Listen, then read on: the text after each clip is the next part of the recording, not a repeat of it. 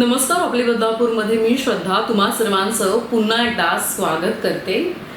आजचा हा जो व्हिडिओ आहे तो प्रत्येकासाठी महत्त्वाचा आहे, कारण की आपण आपल्या मुलांसोबत बऱ्याच गोष्टी शेअर करत असतो, परंतु आपली मुलं आपल्यासोबत किती गोष्टी शेअर करतात आणि यातच हे सगळं शालेय शिक्षण घेत असताना, कॉलेजचं शिक्षण घेत असताना सेक्स एज्युकेशन हे मुलांना माहीत असणं किंवा यामधील चर्चा होणं पालकांमध्ये आणि विद्यार्थ्यांमध्ये हे कितपत महत्त्वाचं आहे आणि त्या संदर्भातील किंवा या चर्चेच्या पुढे घडणाऱ्या ज्या काही गोष्टी आहेत त्या मग आपली जी काही मुलं आहेत ती पालकांसोबत किती शेअर करतात, मुली आहेत सगळ्यात महत्त्वाचं म्हणजे ते आपल्या पालकांसोबत किती शेअर करतात आणि त्यामुळे हे सेक्स एज्युकेशन हा जो विषय आहे तो चर्चा करणं किती गरजेचं आहे पालकांनी आणि मुलांनी किंवा विद्यार्थ्यांनी आणि एकंदरीत पाहतोय तर आपण शिक्षकांनी या सगळ्या गोष्टी चर्चा करणं किती गरजेचं आहे आणि याचं शिक्षण याचं महत्त्व विद्यार्थ्यांपर्यंत पोहोचवणं, मुलांपर्यंत पोहोचवणं किती गरजेचं आहे.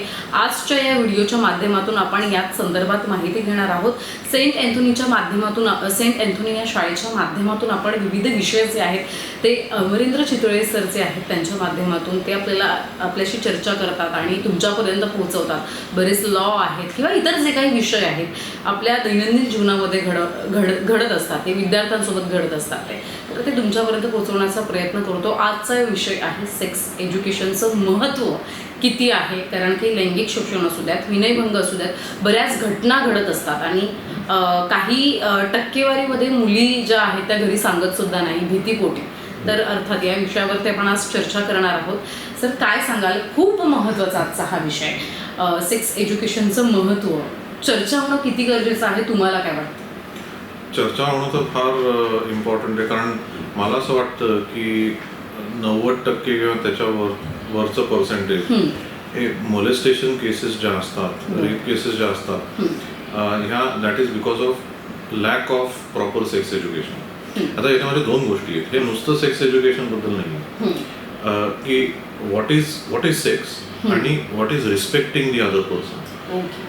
कारण तुम्ही समजा कोणाच्या एअर स्पेसमध्ये जाताय तर त्याचे रेपरकशन्स असतात, म्हणजे की रिस्पेक्टिंग, समोरच्या माणसाला रिस्पेक्ट देणे फिजिकली ऑल्सो आणि म्हणजे मेंटली ऑल्सो, हे फार इम्पॉर्टंट.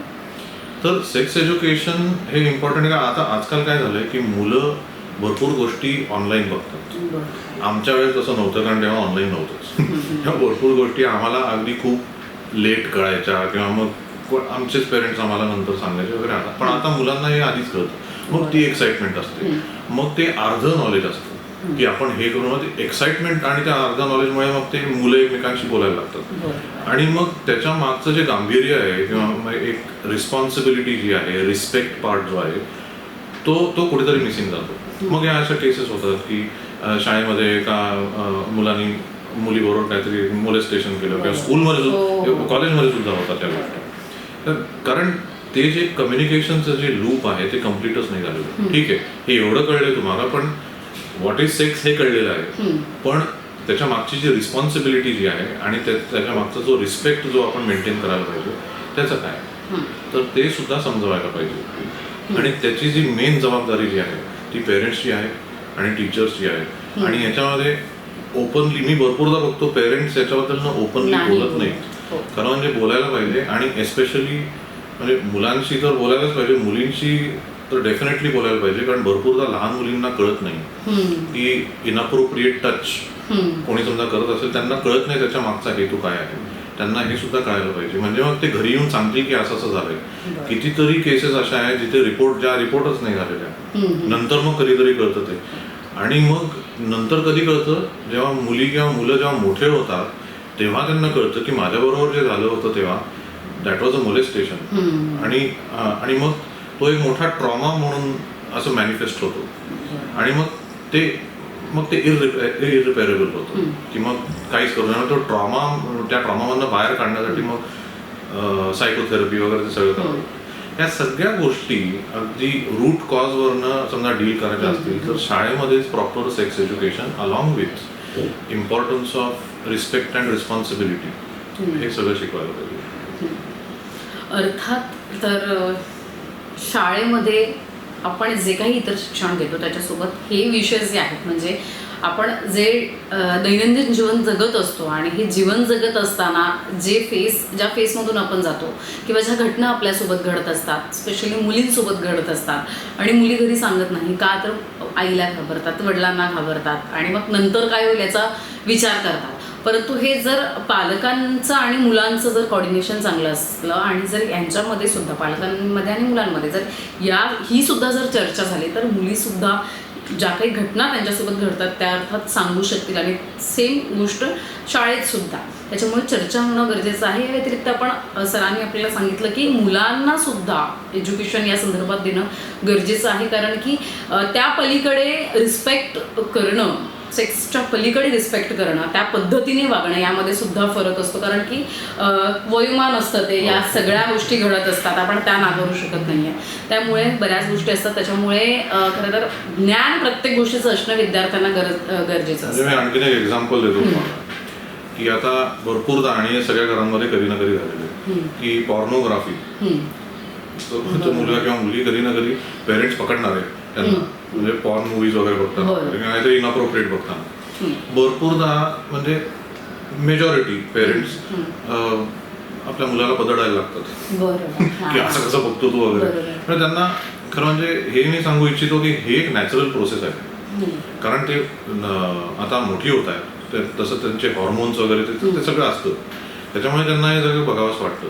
ह्या समजा तुम्ही कधी पकडलंच तुमच्या मुलांना हे असं काहीतरी पॉर्नोग्राफी वगैरे बघताना, त्याला जर असं वेगळ्या स्टाईलने डील करणं इम्पॉर्टंट आहे. म्हणजे फॉर एक्झाम्पल असं म्हणणं की अरे हे काय बघतोयस तू, आधी हे म्हणायचं आणि मग तो घाबरेल, मूल वगैरे घाबरेल, मग त्याला जर असं साईडला घ्यायचं आणि त्याला म्हणायचं, त्याला किंवा तिला, आजकाल मुली पण बघतात, तर त्याला म्हणायचं की अच्छा हे बघत होता का, अच्छा ओके. म्हणजे याचा अर्थ की मला तुला जास्त काही शिकवावं नाही लागणार आहे, which is a very big relief. ह्या पहिल्या स्टेटमेंट त्या मुलाला जरा बरं वाटतं की म्हणजे की बाबा किंवा आई मला रागवत नाही, म्हणजे मला जास्त काही शिकवावं नाही लागणार आहे. हे सगळं जे बघतोयस ते वयानुसार सगळेजण बघतात आणि विच इज ट्रू, बघतात, पण त्याच्या मागे जी रिस्पॉन्सिबिलिटी आहे ती सुद्धा तुला समजायला पाहिजे. त्याच्या मागचे जे लॉज आहेत ते सुद्धा तुला समजायला पाहिजे आणि मग तेव्हा ते समजवायचे. आणि हे सुद्धा सांगायचं की पॉर्नोग्राफिक व्हिडिओ मोबाईलवर असणं किंवा तुमच्याकडे घरामध्ये असणं हा ऍक्च्युली गुन्हा आहे. हे भरपूरदा लोकांना माहिती नसतं. त्याच्यामुळे हे सुद्धा त्यांना समजवायचं. तर अशा तऱ्हेने समजा ते हँडल केलं तर मग मुलं ऍक्च्युली पेरेंट्सच्या जास्त जवळ येतात. म्हणजे त्यांना कधी काही त्यांचं कधी गर्लफ्रेंड किंवा बॉयफ्रेंड झालं तर सगळ्या पेरेंट्सना हे एक एम पाहिजे की समजा त्यांना कोणी पार्टनर मिळालं तर they should come and tell me first. म्हणजे असं कोणी लप्पाछप्पी नाही करत, तशी ती अप्रोचेबिलिटी ठेवायला पाहिजे. तर अशा तऱ्हेने ऍक्च्युली ते हँडल करायला पाहिजे, कारण सगळी नॅचरल प्रोसेस आहे. अर्थात खूप महत्त्वाचं आणि मोलाचं मार्गदर्शन सरांनी एक वेगळ्या विषयावरती केलेलं आहे. सध्या या विषयावरती जास्त करून बोलताना आपल्याला सर खरं तर पाहायला मिळत नाही आहे, कारण म्हणजे खुली चर्चा करताना सुद्धा आपल्याला पाहायला मिळत नाही. परंतु आता सध्या आपण विषय सेंट अँथोनी या शाळेच्या माध्यमातून वेगवेगळे विषय विद्यार्थ्यांसाठी, पालकांसाठी घेऊन येतो. त्याच्यामुळे हा एक सगळ्यात महत्त्वाचा विषय होता आणि तो आम्ही तुमच्यापर्यंत पोहोचवला आहे. वेगवेगळे विषय यापुढे सुद्धा आम्ही प्रत्येक शुक्रवारी घेऊन येत असो आणि प्रत्येक शुक्रवारी वेगवेगळ्या व्हिडिओ आपले बदलापूरच्या माध्यमातून तुमच्यापर्यंत पोहोचवण्याचा नक्की प्रयत्न करू. धन्यवाद.